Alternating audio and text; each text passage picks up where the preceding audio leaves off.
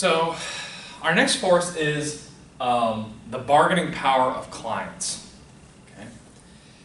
And again, the first thing you want to think about is product differentiation. So if there is a high degree of product differentiation, then that would reduce the bargaining power of clients. Right?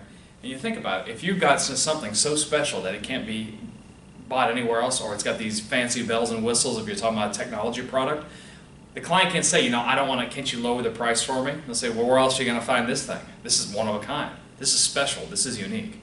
So product differentiation would have a reduced bargaining power of clients. And of course, if you have something that is highly differentiated, you may wish to enter that particular industry because you know the clients can't bargain against you.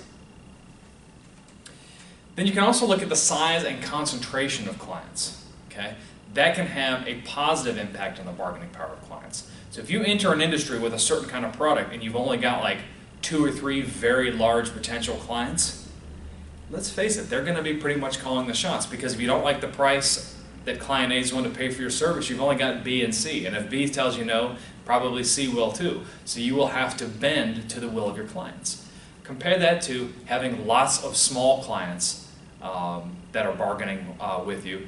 In that case, you can choose the client that gives you the best price for the service. You almost can call the shots. Okay.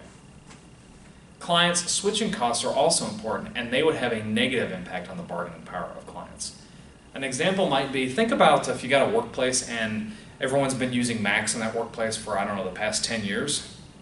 If that's the case, and you get upset with Mac or Apple, and you want to switch to like PCs, well, first of all, you've got to have like IT people come and redo all the systems. You've got to see if the PCs are actually like good. You have to like a little bit of a pilot testing period, and you have to get everyone used to using the new technology platform. So, because of that, you may be inclined to stay with Apple a little bit longer than you would be otherwise, because of the fact you don't want to have to switch and go through all the hassle of switching. So a client's switching costs would negatively impact the bargaining power of clients. Clients' availability of information, though, however, would positively impact the bargaining power of clients. Meaning, if clients have perfect information, they can easily compare your product or service to a similar product or service anywhere else in the world. They can try to negotiate with you to get a better price. Okay? If they don't have good information, then you can start to call the shots and tell them one price and another, and they have difficulty comparing. Okay? And of course, if the client has the ability to upwardly integrate, meaning that they have the money to get a better product or service than yours, then you may be inclined to reduce the price of your current product or service to keep them as a client. So the more bargaining power that a client has with respect to your firm, that puts you in a position of less power, and that may serve to discourage you from entering a given industry. And furthermore, clients may be more inclined to try to bargain if they are price sensitive. So if you think of luxury cars, right?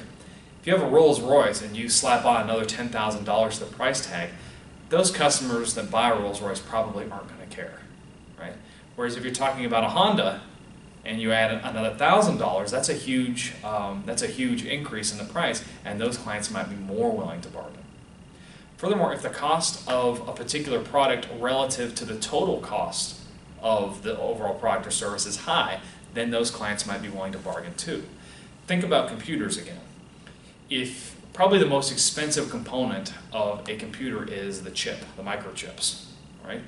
So if you're a microchip manufacturer, most likely the computer makers will want to bargain with you a lot, because getting a 2 or 3% reduction in the price of microchips can have a huge impact on the total price of the computer.